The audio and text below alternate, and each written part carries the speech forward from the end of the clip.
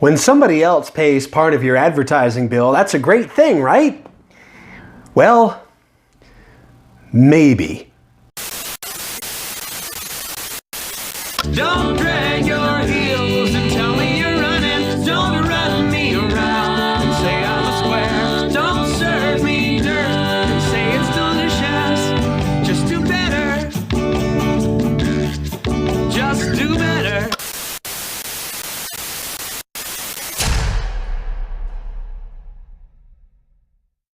Hi, I'm Kevin Bulmer. This is Be Real, Do Better, the Small Business Marketing Show. To learn more and for some helpful resources, please visit BeRealDoBetter.com and make sure to subscribe if you find this helpful. Today, talking about one of the most common things that I see really hamstringing small to mid-sized businesses. I'll call it the co-op trap. Now, it shouldn't be a trap. It should be fuel to help you, but it depends on how you use it. It looks like something that will add rocket fuel to your message, boost your budget, or at least help alleviate some of your expense. But if you're not careful about how you use it, it can put you in shackles in terms of your message and the differentiation of how you're viewed versus others in a similar category in your market. Now, that's just a whole bunch of jargon and nonsense. Let me see if I can put this a little plainly, especially for those that might not know what co-op is, or that's not necessarily part of your business, because it's still a principle that you might want to consider when you're putting your marketing messaging together. So co-op, if you think about any business where they're selling or representing a certain brand or manufacturer. So car dealerships is an obvious one, tool companies, vacuum cleaners, hardware, home improvement, jewelry, anything where there are certain brands or lines of products that business has aligned itself with. And in a lot of cases, there will be programs available, and sometimes they're strict requirements, that you have to mention that manufacturer, that brand name so many times, or position it in a certain way, or show certain photos, logos, all those kinds of things. For car dealerships, this can really be tricky when you're in the new car industry and you're dealing with the manufacturer. It might mean a whole lot of extra expense just in terms of your roadside signage and how the dealership looks, and so many things that you've got to take into account on a day-to-day and month-to-month basis in terms of what goes into not just your marketing and advertising, but your overall experience. But to make this simpler, to boil it back down, even to consider maybe a standard 30-second radio script. When you hear one that just keeps mentioning a certain manufacturer name, and you hear the names of vehicles or tools or power sports equipments or farm equipment, stuff like that, that you don't really understand what it is, check out the new XYT model. We've got new release rates on the LTZ 800. I'm making these things up, but what I'm trying to do is make the point that when we fill our message and use so much of the space with all of those co-op requirements just so that we can get the money back, what happens is a lot of times we sacrifice the opportunity of telling our own story about our own business and how we deliver those products and services to people in a way that is unique or that might be appealing to the people that we're trying to appeal to. I'll give you a couple of real-world examples. When I worked in the radio industry on the sales and marketing side and worked with small to mid-sized businesses and community organizations to help them plan their on-air campaigns and their digital presence, I can think in particular of a jewelry store that I worked with. When we would have conversations about what made them unique, their process of how they treated customers, and the questions that they would ask, and the relationships that they would form, it was really an extraordinary operation. I think that the people that went into that store and continued to do business with them on a long-term basis did so because of the relationship that was being built while they were there. And that's all great stuff. The trouble is that when it came to putting their message out over the airwaves on the radio, it was all co-op stuff. It was what we would call like a supplied spot. So out of 30 seconds of the commercial, 25 or 26 seconds of it was all the imaging from the particular jewelry manufacturer, which sounded the same and said the same things as anybody else that sold that same kind of jewelry. And then only at the end would it say available at XYZ store. But there was nothing in there. They weren't telling the story that I saw happening. I worked with this business for years. I got to know some of the customers. I saw what they liked about going in there so much and how well they were taken care of. But there was none of that in there. It was just the same messaging that you would hear from anybody else in that line of work that sold that same stuff.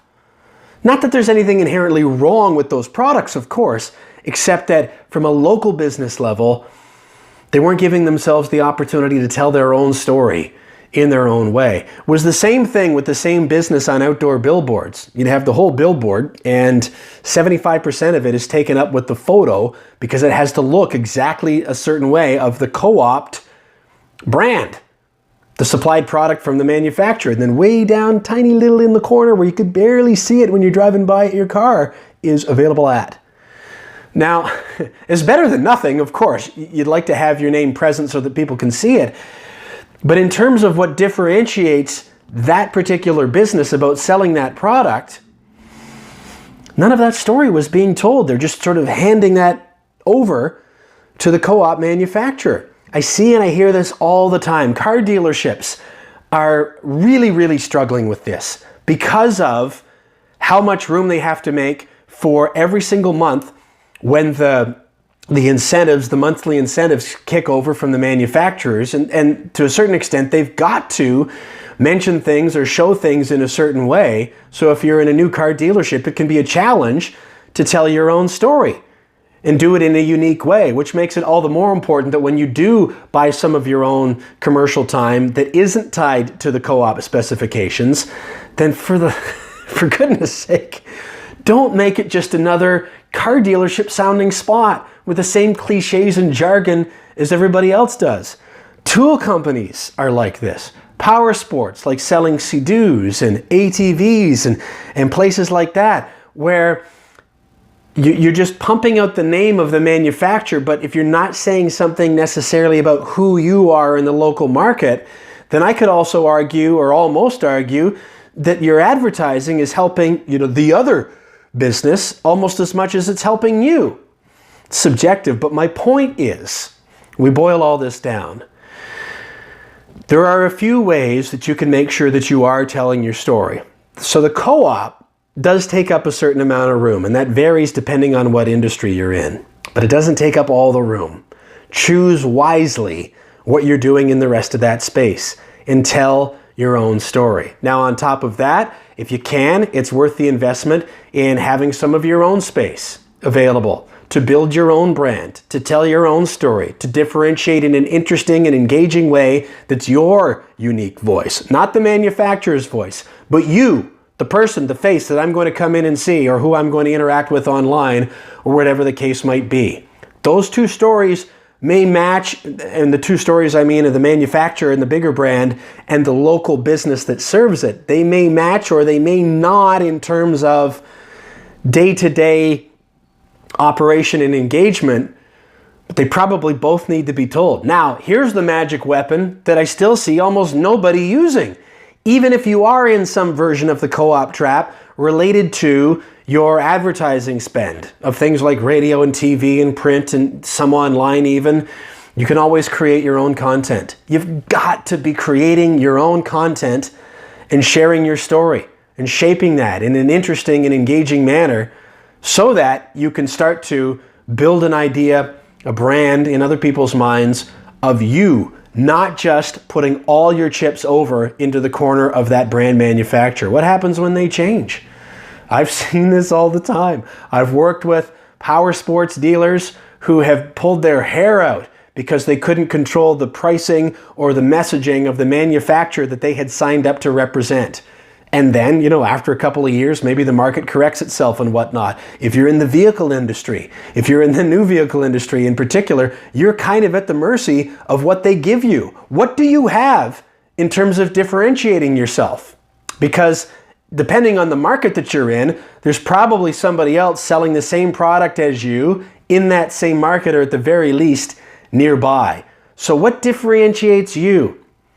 And are you trapping yourself with just all that co-op stuff and not telling your own story? So the takeaway from this is I'd like to see if you can create some space to tell your own story and swap out co-op products. Like take, for instance, take one of your current radio ads, if you do that, a script, and take out any one of the names of those co-op products and replace them with the name of a Star Wars robot, like a R2-D2 or a C-3PO or a BB-8, and see how much sense it makes. Because that's the other thing to consider, is that oftentimes the manufacturers know what the name of the vehicle is. I'm going to go with cars here just for a second. And the dealers know what the name of a vehicle is. But that doesn't necessarily mean that somebody new to your brand or to your business knows. So I've used an example from a radio commercial that I've heard, and I've used this example in some of the recent speaking engagements that I've been at, of a local Lexus dealer. And I'm not picking on Lexus, it's just one of many examples where they talk about their F-Sport event and their IS300. Well, if you're not familiar with Lexus, what the heck is that supposed to mean? May as well call it an R2-D2. I don't know what it means. What is it? Is it an SUV? Is it a car? Is it top of the line? Is it, lower end related to that line? Now, if you're familiar with that brand, you think I'm an idiot. Well, that's okay. I'm not familiar with the brand, and I'm not going to be, because you're not talking about anything that relates to me. But you're still going to get your co-op check from the manufacturer, but will you sell any of those cars? So have a look at that. Let me know how you make out. And if you've got a story, experience, or a suggestion to share, please do so. You can leave that in the review section for this podcast on iTunes, or leave it in the comments on YouTube or on my website. Something else I've got available for you that I hope will help is a 6-step framework on how to stand out, connect, and grow your business, and to get an increased return on investment in your marketing without having to spend more. It's all at gearupyourmarketing.com. It's a webinar style video. It's just a little over an hour long. There's no hook, there's no catch, there's no course to buy, but there's a lot of information there. And if you take it in and even take a little bit of it and put it to good use, it will bring you great results.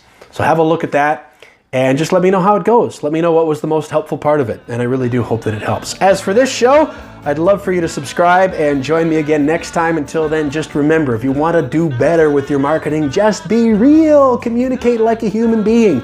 Be resourceful. Make it effective. Be authentic. And be a leader. Run your own race at your own pace. Thanks again for watching and listening.